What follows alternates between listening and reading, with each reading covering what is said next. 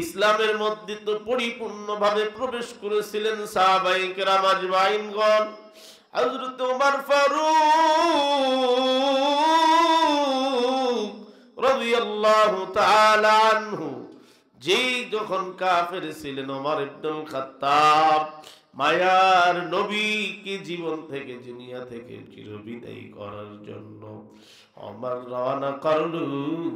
কিন্তু বেঈমান মুশরিক কাফের হওয়ার পরেও মায়ার নবীর সহবত পাওয়ার সঙ্গে সঙ্গে মুহূর্তের মধ্যে কালেমা পড়িয়া কালেমার মালা গলায় লাগাইয়া মুহূর্তের মধ্যে জান্নাতি হয়ে গেল। মায়ার নবী বলে, ও আমার উম্মতের দল, ঈমান আনতে পারো, মুসলমান হইতে পারো, কিন্তু ঈমানদার হইতে হলে মালিক ডাক দিয়া বলে, এক নম্বরে আল্লাহর প্রতি, রাসূলের প্রতি দৃঢ় বিশ্বাস স্থাপন করা লাগবে। বিশ্বাস স্থাপনের পর এখানেই কিন্তু তোমার আমার ঈমান আনা শেষ হয়ে যাবে না। মালিক ডাক দিয়া বলে, দুনিয়ার গোলামের দল, ঈমান আনার পরে তোমার উপরে কিছু ফরজিয়াত আমি আদেশ জারি করিয়ে দিলাম। প্রথমত তুমি 5 ওয়াক্ত সালাত আদায় করবা। এই 5 ওয়াক্ত সালাত কেমনে কেন দিলাম জানো? দুনিয়ার মধ্যে সন্তানকে যখন 6 বছর বয়সে স্কুলে তুমি দিয়া দিলা, সন্তান ক্লাস 3 তে পড়ে, 6 এ পড়ে, এই সন্তান যেন ক্লাসের পড়া ভুলিয়া না যায়, এই পড়া যেন ভুলে না যায়, এর জন্য তুমি প্রাইভেটের ব্যবস্থা করলা, কোচিং এর ব্যবস্থা করলা। সকালে ফজর পর কোচিং, বিকেলে আসরের পরে কোচিং, মাগরিবের পরেও কোচিং। কেন দিলা? সন্তান যেন পড়া ভুলিয়া না যায়। মালিক ডাক দেয়, ও দুনিয়ার মানুষের দল, দুনিয়ার মধ্যে তোমাদের বয়সের মধ্যে অমিল থাকতে পারে, কিন্তু যেই দিন আমি আল্লাহ তোমাদের রূপটারে বানাইলাম, আদম নবী থেকে নিয়ে কিয়ামত পর্যন্ত যত মানুষ দুনিয়াতে আগমন করবে, আল্লাহ বলে, গোলাম সমস্ত রূহগুলা তো আমি একদিনই বানায়া রাখলাম। সমস্ত রূহগুলা একদিনে বানানোর পরে আল্লাহ দেয়া বললেন, ও রূহদের দল, আলাস্তু বিরাব্বিকুম, আমি কি তোমাদের রব নই? আমি কি তোমাদের প্রভু নই? পালন কর্তা নই? লালন কর্তা নই? মালিক নই? স্রষ্টা নই? মালিক যখন বললেন আলাস্তু বিরাব্বিকুম, ওই দিন সমস্ত রূহ এক বাক্যে বলল কালু বালা। কিন্তু দুনিয়াতে আসার পর গোলাম মালিককে ভুলিয়া যাবে, গোলাম মালিকের স্মরণে থাকবে না। মালিক বলে দেন, ও গোলাম তুমি যেন না ভুলতে পারো, এই জন্য দিনে 5 ওয়াক্ত নামাজ তোমার উপরে ফরজ করলাম। এরে আমার গোলাম, দুনিয়াতে আসার পর দুনিয়ার মহাব্বতে, দুনিয়ার প্রেমে পড়িয়া তুমি কোন দিকে দৌড়াও? সূরাতুত তাকাসুরে আলোচনা করা হয়, আলহাকুমুত তাকাসুর হাত্তা যুরতুমুল মাকাবির, কাল্লা সাওফা তা'লামুন সুম্মা কাল্লা সাওফা তা'লামুন। মালিক ডাক দিয়ে বলে, দুনিয়ার মোহে পড়ে, মহাব্বতে পড়ে, ধন সম্পদ আভিজাতের মধ্যে পড়ে তুমি কোন দিকে দৌড়াও? তুমি ভাবতেছো আমি দুনিয়ার মধ্যে বড় দামি হয়ে গেলাম, দুনিয়ার মধ্যে বড় টাকাওয়ালা হয়ে গেলাম, সম্পদওয়ালা হয়ে গেলাম, দুনিয়ার মধ্যে বড় চেয়ারটাই আমার। কিন্তু না না না, থেকে কখন চলিয়া যাইবা তুমি নিজেও বুঝতে পারবা না। কবি বলেন, এরে দুনিয়ার মানুষের দল, তুমি কোন দিকে আগাও আর কোনটা নিয়ে চিন্তা ফিকির করো? তুমি তো চিন্তা করো দুনিয়ার ক্ষমতাটা আমার হবে, চেয়ারটা আমার হবে, সম্মানী হব আমি, কিন্তু তোমার কদম তো কবরের দিকে রওয়ানা। তুমি তো দৌড়াইতেছ কদমের কবরের দিকে। মুহূর্তের মধ্যে তুমি দুনিয়ার প্রেমে পাগল হয়ে গেলা। মালিক বলে, রে গোলাম, দুনিয়ার মধ্যে সন্তান যেন পড়া ভুলিয়া না যায়, সকালে প্রাইভেট কোচিং, বিকালে প্রাইভেট কোচিং এর ব্যবস্থা করলাম, যে সন্তান ভালো করিয়া লেখাপড়া করবে, পরীক্ষাতে যেন ভালো রেজাল্ট আমার সন্তান করে। আমি মালিক সবকিছু ওপেন করলাম। ফারিকুম ফিল জান্নাতি ওয়া ফারিকুম ফিস সাঈদ, দুইটা রাস্তা তোমারে দেখায় দিলাম। একটা হইল ডান পথ জান্নাতের রাস্তা, আর একটা জাহান্নামের রাস্তা। এই দুইটা রাস্তার মধ্যে কোন রাস্তাটা তুমি বাছিয়ে নিবা তোমার উপরে ছেড়ে দিলাম। আমি আল্লাহ সব কিছু তোমারে জানায় দেই। সন্তান কোচিং না করাইলে পড়া ভুলিয়া যাবে, রেজাল্ট ভালো হবে না, তুমি বুঝো। কিন্তু তুমি যদি ঈমান ছাড়া আমল ছাড়া কবরে যাও, মালিককে ভুলিয়া যদি কবরে যাও, কবরে বড় আযাব হয়ে যাবে। মালিক ডাক দেয়া বলে, দুনিয়ার গোলাম, তোমরা যেন আমারে না বলো, আমারে না বলো। কেমন ভাবে তুমি আমারে ভুলবা? তোমরা যেন আমারে না বলো, এই জন্য দিনে 5 ওয়াক্ত নামাজ আমি আল্লাহ দিলাম।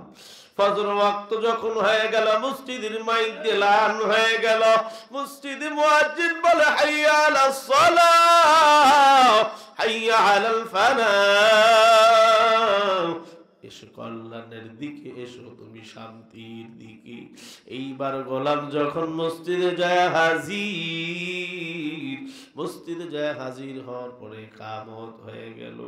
ইমাম সাহেব যখন আল্লাহু আকবার বলিয়া নিয়াত করলো, এরে গোলাম প্রথমে যে সূরা তেলাওয়াত করা হয়, সেই সময় বলা হয় আলহামদুলিল্লাহি রাব্বিল আলামিন। এরে আমার মুহাব্বতের বাবা, আমার ভাই, ও আমার পর্দার মা বোনেরা, মনোযোগ দিয়া শুনবা। মালিক বলে, গোলাম তুই যেন আমারে না ভুলু, এই জন্য দিনে 5 ওয়াক্ত নামাজ আমি আল্লাহ দিলাম। এই 5 ওয়াক্ত নামাজের মধ্যে 17 রাকাত ফরজ নামাজ আল্লাহ আমি দিলাম। প্রতিটা রাকাতে আমি আল্লাহকে রব বলিয়া স্বীকার করা, প্রতিটা রাকাতে দাঁড়ায়া রব বলিয়া স্বীকার করলা। রুকুতে যায় আমি আল্লাহ রব, রুকুর তাসবিহের মধ্যে রবের পরিচয়, সিজদার মধ্যে যাও রব, যেদিকে তাকাই রব। মালিক ডাক দে বলে, ও আমার ইমানদার গোলামেরা, ইয়া আইয়ুহাল্লাযীনা আমানু, তোমরা যারা ঈমান আনলা, উদখুলু, প্রবেশ করো, ফিস সিলমি কাফা, পরিপূর্ণরূপে ইসলামের মধ্যে দাখিল হও। এরে আমার মুহাব্বতের বাবা, আমার ভাই, ও আমার পর্দার আড়ালের মা বোনেরা, আয়াতের দ্বারা বোঝা গেল ঈমানদার হতে পারছি, মুসলমান হইতে পারি নাই, মুমিন হইতে পারি নাই। কেমনে মুমিন হইতে হয়? তুমি কি মুমিন না মুমিন না, তুমি তোমার চুলের দিকে তাকাইলে বুঝতে পারবা। চুলের মধ্যে রাসূলের সুন্নাত, চুলের দিকে তাকায় দেখ যে মদিনাওয়ালার আদর্শে আমার চুল, নাকি দুনিয়ার কোন বামপন্থীদের আদর্শে আমার চুল রাখা। এইদিকে দাড়ির দিকে তাকাও, দাড়ির দিকে তাকায় দেখো তুমি নবীওয়ালারা, মদিনাওয়ালার আদর্শে নাকি বামপন্থীদের আদর্শের উপরে অটল রয়েছে। যদি দেখো মদিনাওয়ালার সুন্নাত পরিবর্তন হয়, মদিনাওয়ালার নিজাম অনুযায়ী নয়, তাহলে বুঝবা তুমি দাঁড়িয়ে দিক দিয়েও গুনার মধ্যে পতিত। হাতের আঙ্গুলের দিকে তাকাও, তাকায়া দেখো তোমার হাতের আঙ্গুলগুলো মায়ের নবীর সুন্নতে রাখা, নাকি দুনিয়ার বামপন্থী ব্যক্তিদের পথে রাখা। তুমি শরীরের পোশাকের দিকে তাকাও, তাকায়া দেখো মায়ের নবীর সুন্নতে তোমার পোশাক, নাকি বামপন্থীদের পোশাক তোমার শরীরে। এরে মুহাব্বতের মানুষেরা, একটু মনোযোগ দিয়া শুনবা, তাহলে বোঝা গেল আমরা ঈমানদার হয়েছি, কিন্তু পরিপূর্ণ মুমিন হতে পারি নাই।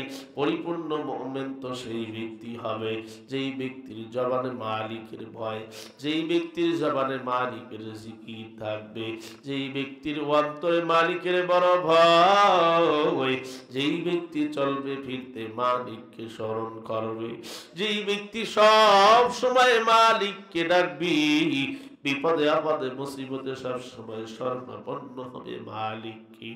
আজকে দুনিয়ার মানুষ মুহূর্তের মধ্যে বিপদে পড়িয়া গেলে এলাকার মধ্যে বড় সাহেবরে খবর করে, এলাকার মধ্যে ক্ষমতাওয়ালা টাকাওয়ালা পয়সাওয়ালার সাহায্যের জন্য দৌড়ায়া যায়, কিন্তু মালিক ডাক দিয়ে বলেন ওয়া নাহনু আকরাবু ইলাইহি মিন হাবলিল ওয়ারিদ, এরে গোলাম তুমি আমারে দূরে ঠেলিয়া দিও না, আমি আল্লাহ তো তোমার ঘরের শাহরুখের থেকে অতি নিকটে, তোমার বিবি তোমার থেকে অতি নিকটে না, না তোমার মা তোমার অতি নিকটে নাও, তোমার বাবা তোমার অতি নিকটে নাও, আমি মালিক তোমার অতি নিকটে সব সময় তোমার নিকটবর্তী হয়ে গেলাম।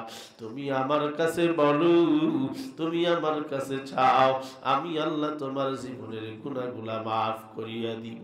মালিকের ভয় কেমন রাখতে হয় দিলের মধ্যে, হযরত খলিফাতুল মুসলিমিন হযরত ওমর রাদিয়াল্লাহু তাআলা আনহু যখন নাকি খেলাফতের মসনদে বসে গেল, হযরত হুযায়ফার কাছে যায় হাজির, ডাক দিয়ে বলে ও ভাই হুযায়ফা, তোমার কাছে তো মায়ার নবী মুনাফিকের লিস্ট দিয়ে গেল, আমার নামটা মুনাফিকের তালিকায় আসেনি, আমার একটু জানানো যায় নাকি? হযরত হুযায়ফা ডাক দিয়ে বলে ও আমিরুল মুমিনিন, মায়ার নবীর কাছে আমি ওয়াদা দিয়েছি, মায়ার নবী নিষেধ করে গেল, আমি খুলতে পারবো না, আপনার নাম লিস্টে আসেনি না নাই? ওই দিন থেকে শুরু করিয়া দীর্ঘ 6 মাস পর্যন্ত হযরতে ওমর ইবনুল খাত্তাব ঘুমাইতে পারে না, খাইতে পারে না, কোন কাজের মধ্যেই ভালো লাগে না, দিলের মধ্যে বড় ভয়, না জানি আমার নামটা মুনাফিকের কাতারে উঠে গেল। হঠাৎ করিয়া মাথার মধ্যে চিন্তা এসে গেল, পেরেশান এসে গেল, হঠাৎ করিয়া ভাবতে ভাবতে ভাবিয়া ফালাইল, দৌড়ায় সালাম দেয় ও ভাই হুযায়ফা, আমি যদি ইন্তেকাল করি আমার জানাজায় তুমি যাবানি? তুমি যদি আমার জানাজায় যাও, তুমি কি আমার জানাজায় যাবানি? হযরত হুযায়ফা ডাক দিয়ে বলে হ্যাঁ অবশ্যই, আপনার জানাজায় আমি অবশ্যই হাজির হব। হযরত ওমর ডাক দিয়ে বলি তাহলে বোঝা গেল আমার নাম মুনাফিকের কাতারে নাই, কারণ যতগুলা মুনাফিক সাহাবী দুনিয়া থেকে ইন্তেকাল করে কবরের দিকে রওনা করেছে, কোন জানাজায় হুযায়ফা শরীক হয় নাই। এরে আমার মুহাব্বতের বাবা, আমার ভাই, ও আমার মহল্লার মানুষেরা, গ্রামের মানুষেরা, এলাকার মানুষেরা, এই জন্য মালিক বলেন পরিপূর্ণভাবে ইসলামের মধ্যে দাখিল হও। ইসলামের মধ্যে পরিপূর্ণ দাখিল হইতে হলে হালাল খাওয়া লাগবে, মিথ্যা কথা বলা যাবে না, নামাজ আদায় করা লাগবে, সুদ ঘুষ দুর্নীতির সঙ্গে জড়িত থাকা যাবে না, এক কথায় সমস্ত খারাপ কাজ থেকে বিরত থাকা লাগবে, আল্লাহর হুকুম রাসূলের তরিকা মোতাবেক চলা লাগবে। যদি রাসূলের সুন্নাহ অনুযায়ী চলিয়া আল্লাহর হুকুম মানিয়া যদি কবরে যাইতে পারো, দুনিয়া শান্তি পরকালে মুক্তি আশা করা যায়। আল্লাহর কাছে বলি ও দরদি আল্লাহ, আমাদের সকলের জীবনের গুনাহগুলা মাফ করে দাও। আয় আল্লাহ, তোমার হুকুম মানিয়া তোমার রাসূলের সুন্নাতের উপর আমল করিয়া ঈমান নামক দৌলত নিয়া আল্লাহ আমাদের সকলকে কবরে যাবার তৌফিক দিয়া দাও। রব্বানা তাকাব্বাল মিন্না ইন্নাকা আনতাস সামিউল আলিম ওয়া তুব আলাইনা ইন্নাকা আনতাত তাওয়াবুর রহিম। সুবহানা রাব্বিকা রাব্বিল ইজ্জাতি আম্মা ইয়াসিফুন ওয়া সালামুন আলাল মুরসালিন ওয়ালহামদুলিল্লাহি রাব্বিল আলামিন। ধর্ম অবলম্বীদের কেউ মালিক ডাক দিয়ে বললেন না, মুসলমানদেরকে ঈমানওয়ালাকে ডাক দিয়ে বললেন ও ঈমানদারের দল, তোমরা যারা ঈমান আনছো পরিপূর্ণভাবে ইসলামের মধ্যে দাখিল হও। তাহলে বোঝা যায় মুসলমান আমরা ঈমান আনতে পারি, কিন্তু ইসলামের পরিপূর্ণ ইসলামের মধ্যে প্রবেশ করতে পারি না।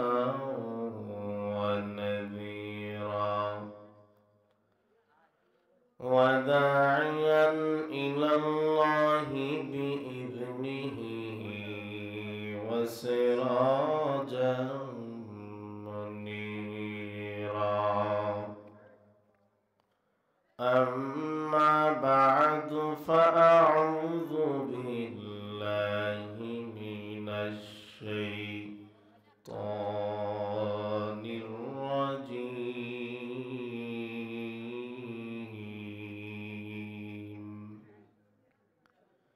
بسم الله الرحمن الرحيم.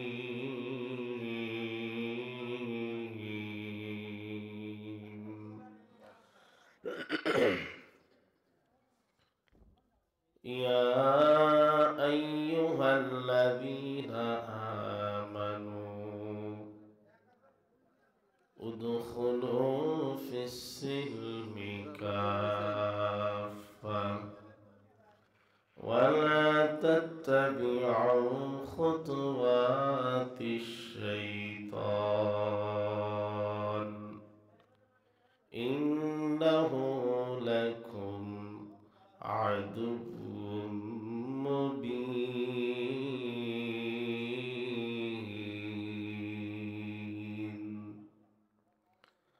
قال النبي صلى الله عليه وآله وسلم أخلص دينك يكفك العمل القليل. آمنت بالله صدق الله المولانا العظيم وصدق رسوله النبي الكريم ونحن على ذلك لمن الشاهدين والشاكرين والذاكرين والحمد لله رب العالمين.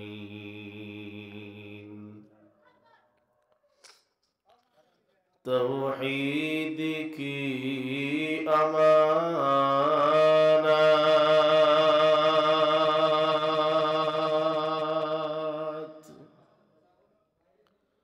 सीनों में है हमारा,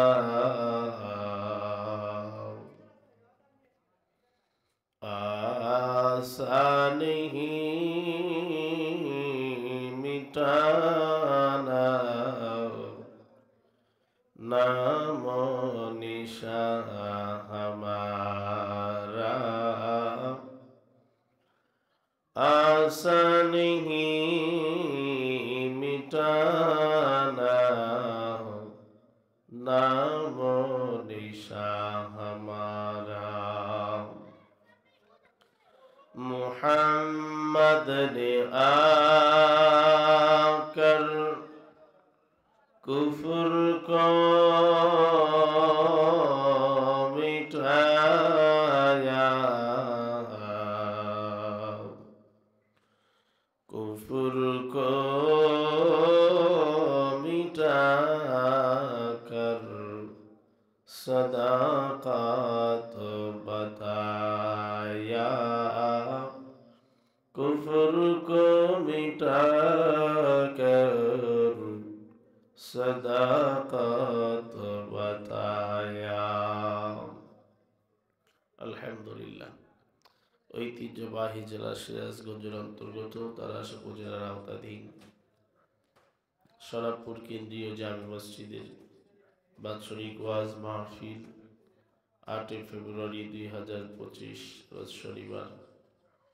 আজকের মাহফিলের সম্মানিত সভাপতি সহসভাপতি হযরত উলামা ইকরাম, এলাকার মুরব্বিয়ান আযম, যুবক ভাইয়েরা, পর্দার আড়ালের মা ও বোনেরা, সকলকে আন্তরিক শুভেচ্ছা অভিনন্দন জানিয়ে তারিফ ও শুকরিয়া আদায় করছি সেই মহান রব্বুল আলামিনের দরবারে যে আল্লাহ রব্বুল আলামিন আমাদেরকে দ্বীনি পরিবেশে কোরআনুল কারীমের মাহফিল, জান্নাতের বাগানে আসা বসা, কিছু শোনা ও বলার তৌফিক দান করলেন। সেই মহান রব্বে কায়নাতের দরবারে দিল থেকে শুকরিয়া আদায় করি, আলহামদুলিল্লাহ। লাখো কোটি দরুদ সালাম মানবতার মুক্তির দুধ সঈদুল মুরসালিন রহমাতুল লিল আলামিনের উপরে, জেনাকে সৃষ্টি না করলে আল্লাহ রাব্বুল আলামিন তামাম পৃথিবীর কোনো কিছুই সৃষ্টি করতেন না। সেই হাবিবের উপর দরুদ ও সালাম পড়ি সাল্লাল্লাহু আলাইহি ওয়াসাল্লাম। সম্মানিত উপস্থিতি, আমি আপনাদের সামনে কালামে পাক থেকে একটু আয়াতে কারিমা তেলাওয়াত করেছি। রাসূল করিম সাল্লাল্লাহু আলাইহি ওয়াসাল্লামের অসংখ্য হাদিস থেকে একটু হাদিস তেলাওয়াত করেছি। রাসূল করিম সাল্লাল্লাহু আলাইহি ওয়াসাল্লাম হাদিস শরীফের মধ্যে ফরমান, আখলিস দীনাকা ইয়াকফিকাল আমালুল কলিল। অল্প আমলই যদি কেউ খালিস নিয়তে করে, ইখলাসের সাথে করে, এই সামান্য একটা আমলই একজন বান্দার নাজাতের জন্য যথেষ্ট হয়ে যাবে। সুবহানাল্লাহ। আর যদি ইখলাস ছাড়া, খুলুসিয়াত ছাড়া পুরা জিন্দেগি কেউ ইবাদত করে কিন্তু লোক দেখানো হয়, দুনিয়ার মধ্যে সম্মানী হওয়ার জন্য হয়, তাহলে সেই ইবাদত দ্বারা পার পাওয়ার কোনো সুযোগ নাই। আল্লাহ রাব্বুল আলামিন কালামে পাকের মধ্যে বললেন, বিসমিল্লাহির রহমানির রহিম, ইয়া আইয়ুহাল্লাযীনা আমানু দুখুলু ফিস-সিলমি কাফা ওয়া লা তাত্তাবিউ খুতুওয়াতিশ শাইতান ইন্নাহু লাকুম আদুউম মুবিন।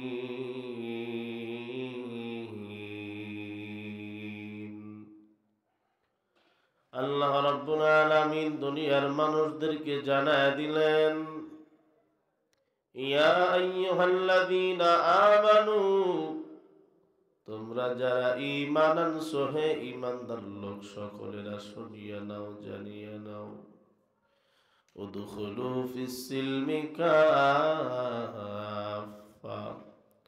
পরিপূর্ণভাবে ইসলামের মধ্যে দাখিল হও।